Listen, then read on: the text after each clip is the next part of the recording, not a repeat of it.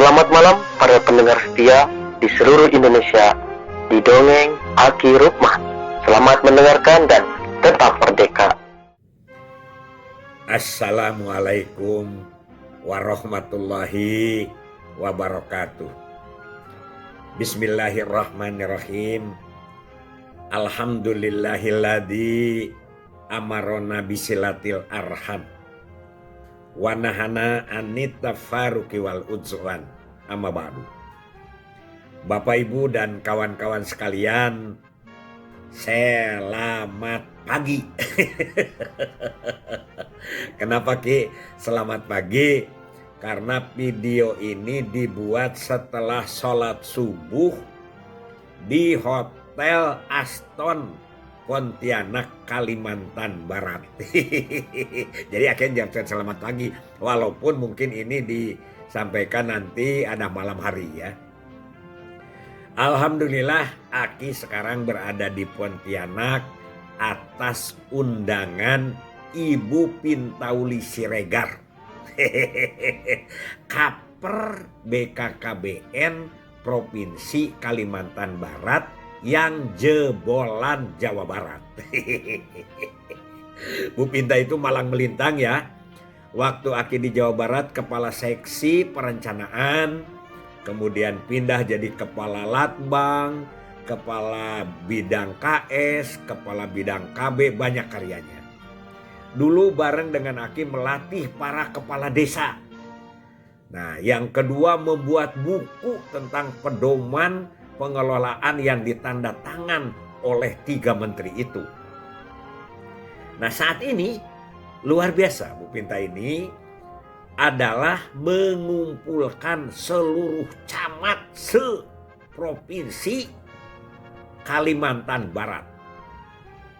174 camat dari 14 kabupaten kota. Katanya kota Ahmadiyahnya ada 2, Pontianak dan 1 Aki lupa kemarin. Yang dari Sambas, Kuala Kapuas, dari Ketapang, jauh-jauh pada datang.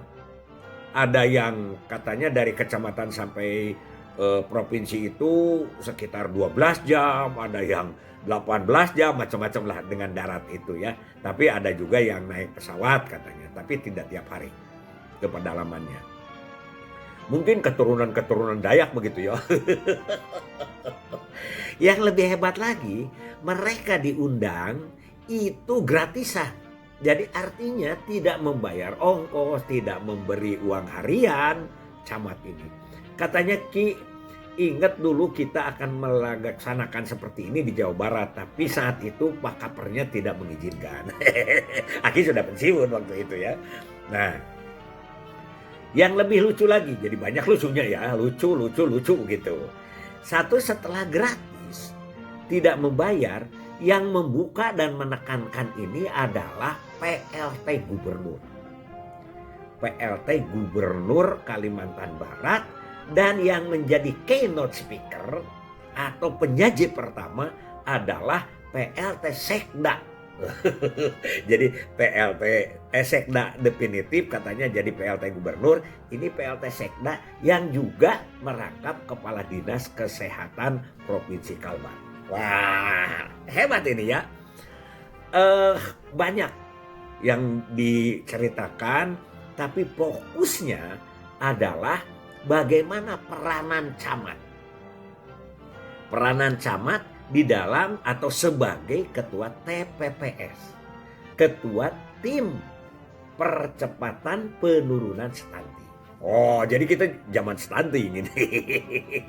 Aki kan bercanda. Aki, Ibu Pinta adalah termasuk juga adalah pendek, tapi tidak stunting. Begitu ya. Ini hal yang jarang terjadi. Kenapa kita laksanakan secara ini? Nanti kita akan sambung bagaimana wawancara Aki dengan Ibu Pintauli Siregar, dan Aki juga mewawancarai beberapa camat ya dari perwakilan. Kemudian Aki hari ini juga akan terus menuju ke TPK, para TPK di Kabupaten Kuburaya. Kemudian juga Aki akan menemui beberapa PLKB. menurut Aki para camat yang ada di mana? Di Provinsi Kalimantan Barat memang sama saja pengetahuannya, tapi justru jangan dibiarkan seperti ini ya, seperti ini. Jadi ada pengetahuan-pengetahuan yang sifatnya adalah kurangnya masukan. Ini yang penting, kurangnya masukan dari petugas kita, dari kabupaten kota tentang keilmuan. Jadi perintah, tapi keilmuan. Dia tidak begitu paham tentang posyandu, dia tidak begitu paham tentang BKB, dia tidak begitu paham apalagi kalau yang menyangkut teknis. Ya, permasalahan-permasalahan, tapi semangatnya luar biasa. Dan insya Allah ini katanya akan berjenjang terus melaksanakan kegiatan-kegiatan seperti ini. Baik, Aki sambung aja dengan hasil wawancara Aki dengan Ibu Pintauli Siregar tentang kejiwaan daripada pertemuan ini. Insya Allah nanti siang Aki bertemu dan langsung menuju bandara. Hari ini juga Aki akan pulang ke Jakarta sekitar jam 14 lah ya, jam 2 siang. Wassalamualaikum warahmatullahi wabarakatuh. Ya, 2, 1, action. Assalamualaikum warahmatullahi wabarakatuh. Kawan-kawan serta adik dan seluruh anak cucu Aki dimanapun berada. Alhamdulillah Aki ketemu kawan lama ya, Ibu Pintauli Siregar. Beliau terpilih ya, terseleksi menjadi eselon 2 kepala Kaper. jadi kepala Kaper BKKBN Provinsi Kalimantan Barat. Nah, alhamdulillah, dan kiprahnya di Kalimantan Barat ini luar biasa. Selain daripada sayang kepada Juken, tapi innalillahi wa inna ilaihi rajiun, bahwa ketua Juken itu katanya tadi meninggal dunia. Mudah-mudahan diterima iman Islamnya. Bu Pinta, assalamualaikum. Waalaikumsalam. Sudah lama lagi nggak ketua, tapi berkat Bu Pinta ngundang kami, jadi kami silaturahmi lagi. Ini ada satu kegiatan yang agak sedikit ya nyentrik lah gitu. Apa ini memang seluruh ada tupoksinya atau apa namanya itu? Ya ada perintahnya untuk melaksanakan pertemuan camat seluruh provinsi, kemudian dibuka oleh PLT Gubernur, pematerinya Sekda, PLT Sekda. Dan yang ketiga lagi gratis. Ini yang luar biasa. Bagaimana kronologisnya itu, Pak? Ya, terima kasih Pak Lukman. Memang betul Pak, kegiatan camat hari ini diinisiasi oleh kita sebenarnya udah dari awal tahun yang lalu. Oh.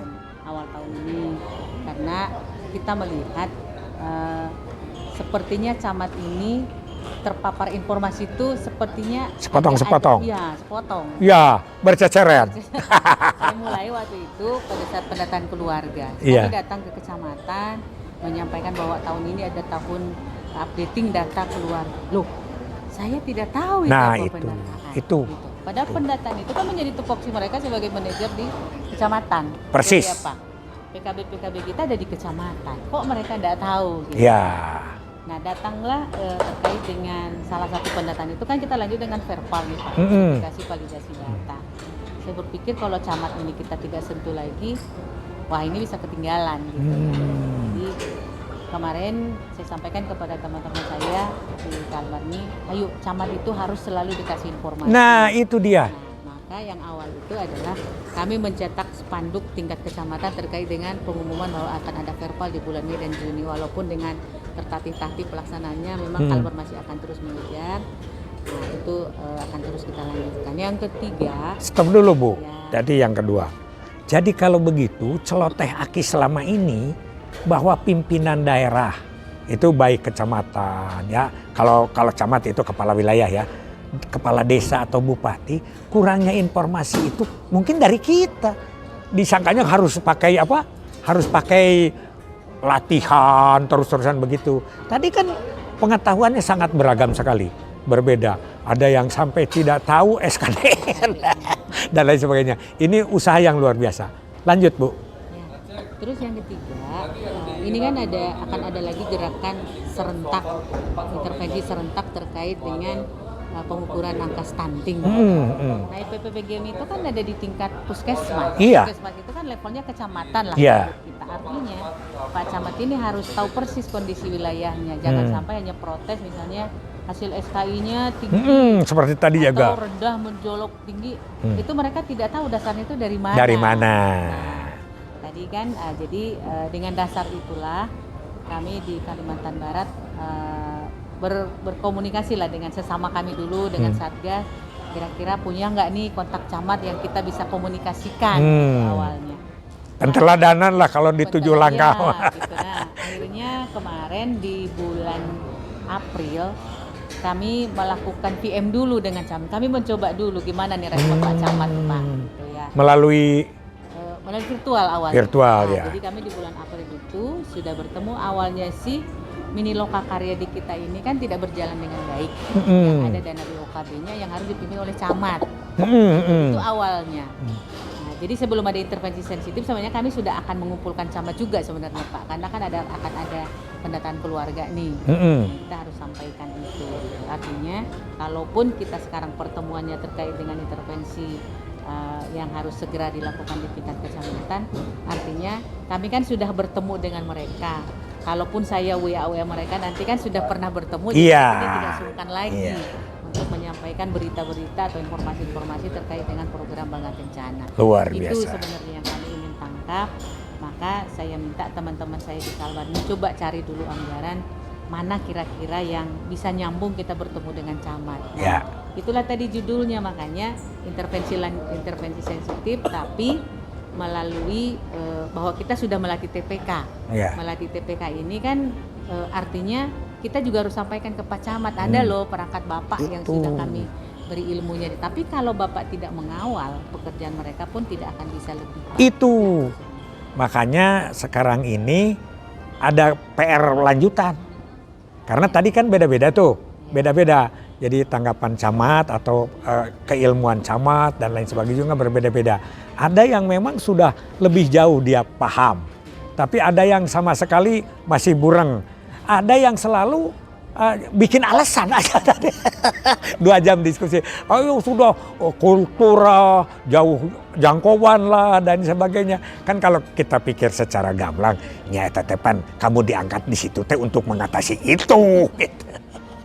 Gimana lagi Bu tentang rencana ke depannya nih? Ya, jadi itu sih yang kami tangkap. Kami ingin menjalin hubungan emosional dengan camat. Kalau dengan kepala desa kan kami ketemu dengan DPMDes juga sebenarnya sudah bisa nyambung nih. Ini nyambung, desa, betul. Ya. Artinya saya memegang teman-teman DPM